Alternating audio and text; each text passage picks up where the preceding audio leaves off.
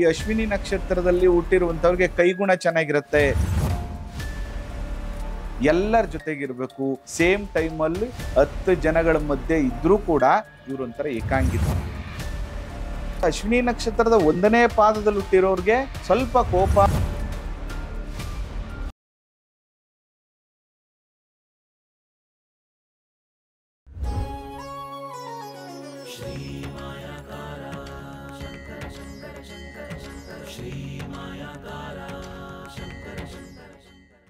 ಶ್ರೀ ಗುರುಭ್ಯೋ ನಮಃ.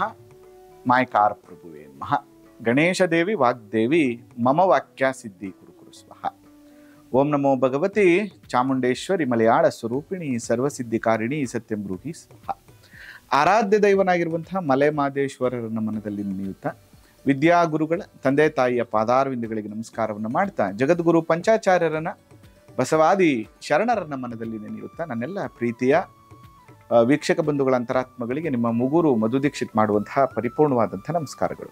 ಇನ್ನೂ ಯಾರೆಲ್ಲ ನಮ್ಮ ಚಾನಲ್ ಸಬ್ಸ್ಕ್ರೈಬ್ ಆಗಿಲ್ಲ, ಸಬ್ಸ್ಕ್ರೈಬ್ ಆಗಿ ಫಾಲೋ ಮಾಡಿ ಮತ್ತು ಸಪೋರ್ಟ್ ಮಾಡಿ ಅಂತ ಹೇಳ್ತಾ, ಇವತ್ತು ನಾನು ನಿಮಗೆ ಅಶ್ವಿನಿ ನಕ್ಷತ್ರದಲ್ಲಿ ಜನಿಸಿರುವಂಥವರ ಸೀಕ್ರೆಟ್ಗಳು. ಅಶ್ವಿನಿ ನಕ್ಷತ್ರ ಅಂದ್ರೇನು, ಅಶ್ವಿನಿ ನಕ್ಷತ್ರ ಹೇಗೆ ವರ್ಕ್ ಆಗುತ್ತೆ, ಅಶ್ವಿನಿ ನಕ್ಷತ್ರದ ಗುಣಧರ್ಮಗಳೇನು ಅನ್ನುವಂಥದ್ದನ್ನ ಇವತ್ತಿನ ಸಂಚಿಕೆಯಲ್ಲಿ ನಾನು ನಿಮಗೆ ತಿಳಿಸ್ಕೊಡ್ತೇನೆ. ಜೊತೆಗೆ ನೋಡಿ, ಯಾರೇ ಒಂದು ಜ್ಯೋತಿಷ್ಯವನ್ನು ಅಧ್ಯಯನ ಮಾಡುವಾಗ, ಜ್ಯೋತಿಷ್ಯವನ್ನು ಕಲಿಯುವಾಗ ಪರಾಶರ ಪದ್ಧತಿ ಇಸ್ ವೆರಿ ಇಂಪಾರ್ಟೆಂಟ್. ಪರಾಶರ ತಾಯಿ ಇದ್ದಂಗೆ, ಅದನ್ನ ಕಲಿತರೆ ಮಾತ್ರ ಬೇರೆ ಎಲ್ಲ ವಿಷಯಗಳನ್ನು ನಾವು ಸಮಗ್ರವಾಗಿ ಕಲೀಲಿಕ್ಕೆ ಸಾಧ್ಯ ಇರ್ತದೆ. ಅದರಿಂದ ಎಲ್ಲರೂ ಕೂಡ ಈ ಪರಾಶರ ಪದ್ಧತಿಯನ್ನು ಮೊದಲು ತುಂಬ ಶಾಸ್ತ್ರಬದ್ಧವಾಗಿ ತಿಳ್ಕೊಳ್ಳುವಂಥ ಒಂದು ಪ್ರಯತ್ನವನ್ನ ಮಾಡಿ. ಅದರ ಜೊತೆಗೆ ಈ ಅಶ್ವಿನಿ ನಕ್ಷತ್ರ ಅಂದ ತಕ್ಷಣನೇ ನೋಡಿ ಎಷ್ಟು ಚೆನ್ನಾಗಿದೆ. ಅಶ್ವಿನಿ ಅಂದ್ರೆ ಕುದುರೆ ಅಂತ. ಸಾಮಾನ್ಯವಾಗಿ ಅಶ್ವಿನಿ ಕುಮಾರರು ಅಂತ ನೀವು ಕೇಳಿರ್ತೀರಿ. ಅಶ್ವಿನಿ ಕುಮಾರರು ಸಂಜ್ಞಾದೇವಿ ಮತ್ತು ಸೂರ್ಯನಿಗೆ ಜನಿಸಿರುವಂಥವರು ಈ ಅಶ್ವಿನಿ ಕುಮಾರರು. ಈ ಅಶ್ವಿನಿ ಕುಮಾರರ ನಕ್ಷತ್ರವೇ ಈ ಅಶ್ವಿನಿ ನಕ್ಷತ್ರ, ಬಹಳ ವಿಶೇಷ. ಅದಕ್ಕೆ ಯಾವಾಗಲೂ ಈ ಅಶ್ವಿನಿ ನಕ್ಷತ್ರದಲ್ಲಿ ಹುಟ್ಟಿರುವಂಥವ್ರಿಗೆ ಕೈಗುಣ ಚೆನ್ನಾಗಿರುತ್ತೆ.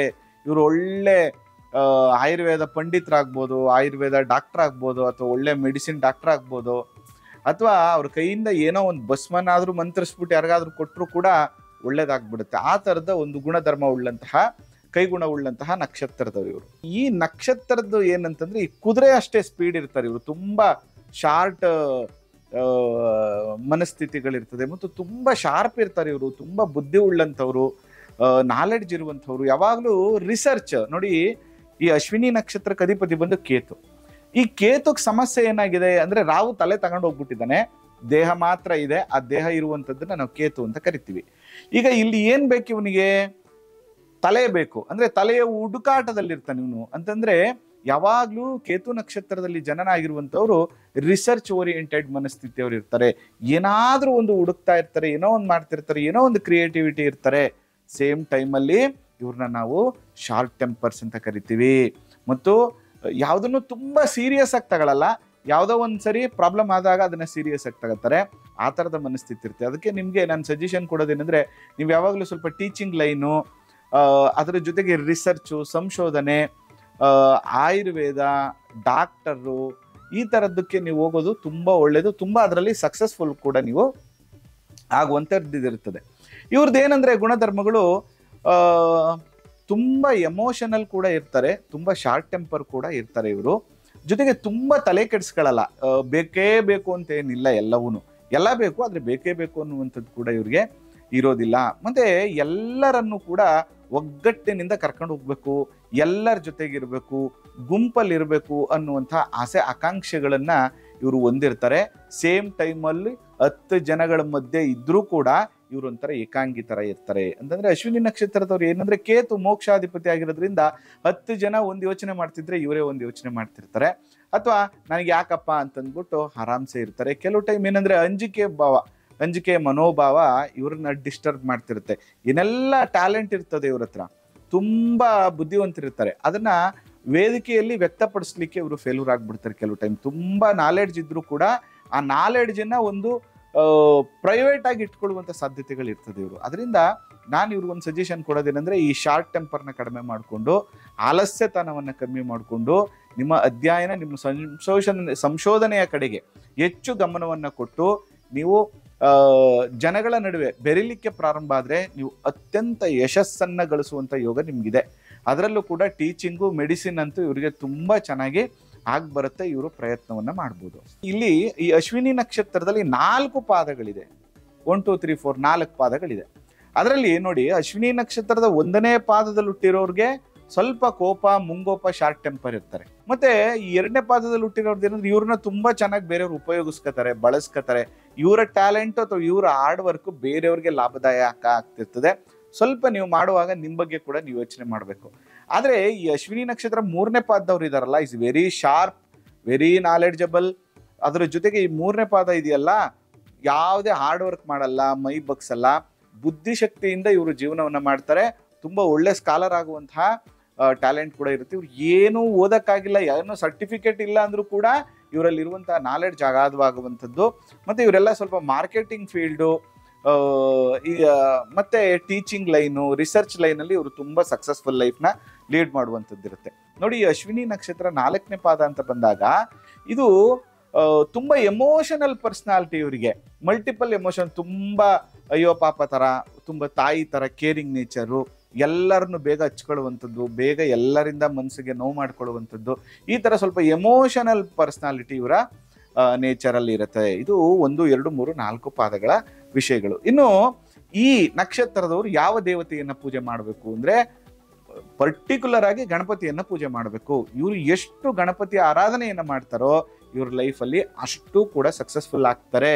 ಅದರಿಂದ ಓಂ ಅಶ್ವಿನಿ ದೇವತಾಭ್ಯೋ ನಮಃ ಈ ಮಂತ್ರವನ್ನ ಚಾಂಟ್ ಮಾಡುವಂಥದ್ದು, ಗಂ ಗಣಪತಯೇ ನಮಃ ಮಂತ್ರವನ್ನ ಚಾಂಟ್ ಮಾಡುವಂಥದ್ದು, ಮತ್ತೆ ಓಂ ಪ್ರಾಂ ಪ್ರೀಂ ಪ್ರೋಂ ಸಹ ಕೇತವೇ ನಮಃ ಈ ಮಂತ್ರವನ್ನ ಚಾಂಟ್ ಮಾಡುವಂಥದ್ದು ಇವರಿಗೆ ಅತ್ಯಂತ ಯಶಸ್ಸನ್ನ ಕೊಡ್ತದೆ. ಜೊತೆಗೆ ಇವ್ರು ಏನ್ ಮಾಡ್ಬೇಕು ಅಂದ್ರೆ, ಮಂಗಳವಾರದ ದಿನ, ವಿಶೇಷವಾಗಿ ಮಂಗಳವಾರದ ದಿನ ಗಣಪತಿ ದರ್ಶನವನ್ನ ಮಿಸ್ ಮಾಡದೆ ಬಂದ್ರೆ ಲೈಫಲ್ಲಿ ತುಂಬಾ ಸಕ್ಸಸ್ ಅನ್ನ ಇವರು ಕಾಣ್ತಾರೆ. ಅದು ಮಂಗಳವಾರದ ದಿನ ಗಣಪತಿ ದರ್ಶನವನ್ನ ಮಾಡಬೇಕು. ಅದ್ರ ಜೊತೆಗೆ ಇವರಿಗೆ ಲಕ್ಕಿ ನಂಬರ್ ಅಂದ್ರೆ 2 ಲಕ್ಕಿ ನಂಬರ್. ಇವರಿಗೆ ಒಂದು 7 ಮತ್ತೆ 5 ನಂಬರ್ ಅಂದ್ರೆ 7ನೇ ನಂಬರು ಮತ್ತು 5ನೇ ನಂಬರು ಈ ನಕ್ಷತ್ರದಲ್ಲಿ ಹುಟ್ಟಿರುವಂತವ್ರಿಗೆ ಅತ್ಯಂತ ಶುಭವಾಗ್ತದೆ. ಮತ್ತು ಲೈಟ್ ಗ್ರೀನ್ ಕಲರ್ ಕೂಡ ಇವರಿಗೆ ಅತ್ಯಂತ ಶುಭ ಫಲವನ್ನ ಕೊಡುವಂಥದ್ದು ಇರ್ತದೆ. ಮತ್ತೆ ಈ ಅಶ್ವಿನಿ ನಕ್ಷತ್ರದಲ್ಲಿ ಹುಟ್ಟಿರುವಂತವ್ರಿಗೆ ಪೂರ್ವ ದಿಕ್ಕು ಅತ್ಯಂತ ಶುಭ ಫಲ. ಪೂರ್ವ ದಿಕ್ಕಲ್ಲಿ ಇವರು ಯಾವುದೇ ಕೆಲಸ ಕಾರ್ಯಾದಿಗಳನ್ನ ಮಾಡಿದ್ರೆ ಅನುಕೂಲ ಆಗ್ತದೆ. ಅದರಲ್ಲಿ ಇನ್ನೂ ಕೂಡ ತುಂಬಾ ಡಿಟೇಲ್ಡ್ ಆಗಿ ಹೋಗ್ಬೇಕು ಅಂದ್ರೆ, ಅಶ್ವಿನಿ ನಕ್ಷತ್ರ 1ನೇ ಪಾದದಲ್ಲಿ ಹುಟ್ಟಿರುವಂತವ್ರಿಗೆ ಪೂರ್ವ, ಅಶ್ವಿನಿ ನಕ್ಷತ್ರ 2ನೇ ಪಾದದಲ್ಲಿ ಹುಟ್ಟಿರುವಂತವ್ರಿಗೆ ದಕ್ಷಿಣ, ಅಶ್ವಿನಿ ನಕ್ಷತ್ರ 3ನೇ ಪಾದದಲ್ಲಿ ಹುಟ್ಟಿರುವಂತವ್ರಿಗೆ ಪಶ್ಚಿಮ, ಅಶ್ವಿನಿ ನಕ್ಷತ್ರ 4ನೇ ಪಾದದಲ್ಲಿ ಹುಟ್ಟಿರುವಂತವ್ರಿಗೆ ಉತ್ತರ ದಿಕ್ಕು ಅತ್ಯಂತ ಶುಭ ಫಲವನ್ನ ಕೊಡುತ್ತೆ ಅಂತ ನಾವು ತಿಳ್ಕೊಬಹುದು.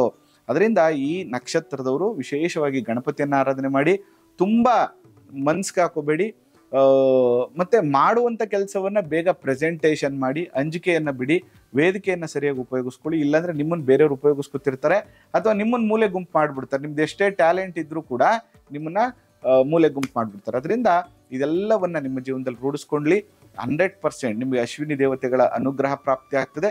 ಮತ್ತೆ ಇವರಿಗೆ ಸ್ಪಿರಿಚುವಲ್ ಲೈನ್ ಕೂಡ ತುಂಬಾ ಚೆನ್ನಾಗಿ ಆಗ್ತದೆ. ಇವರು ಎಷ್ಟೇ ಅಡ್ವಾನ್ಸ್ಡ್ ಆಗಿದ್ರು ಕೂಡ ಇವರಲ್ಲೊಂದು ಆಧ್ಯಾತ್ಮ ಚಿಂತನೆ ಇರ್ತದೆ, ಸ್ಪಿರಿಚುಯಾಲಿಟಿ ಇರ್ತದೆ.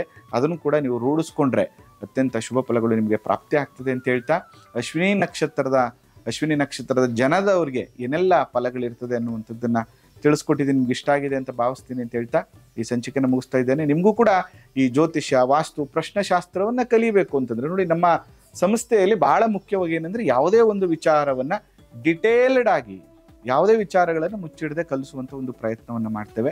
ಅದರ ಜೊತೆಗೆ ನಾನು ವಾಸ್ತು ತೋರಿಸ್ಬೇಕು, ವಾಸ್ತು ಬಗ್ಗೆ ಕರೆಕ್ಷನ್ ಮಾಡಿಸ್ಬೇಕು, ಜಾತಕ ತೋರಿಸ್ಬೇಕು, ಅಯ್ಯೋ ನಾವು ತುಂಬಾ ದೂರ ಇದೀವಪ್ಪ, ಬಾಂಬೆಲಿದ್ದೀವಿ, ಬಳ್ಳಾರಿಲಿದ್ದೀವಿ, ಹೈದರಾಬಾದಲ್ಲಿದ್ದೀವಿ, ಬೆಂಗಳೂರಲ್ಲಿದ್ದೀವಿ, ಬರೋಕ್ಕಾಗಲ್ಲ ಅನ್ನೋರು ಕೂಡ ಆನ್ಲೈನ್ ಕನ್ಸಲ್ಟೇಷನ್ ಕೂಡ ನೀವು ತಗೋಬಹುದು ಅಂತ ಹೇಳ್ತಾ, ಸಂಚಿಕೆ ಇಷ್ಟ ಆಗಿದ್ರೆ ಶೇರ್ ಮಾಡಿ, ಸಪೋರ್ಟ್ ಮಾಡಿ. ಆ ಮಲೆ ಮಹದೇಶ್ವರರ ಅನುಗ್ರಹ ಸದಾ ನಿಮ್ಮ ಮೇಲಿರಲಿ. ನಮಸ್ಕಾರ.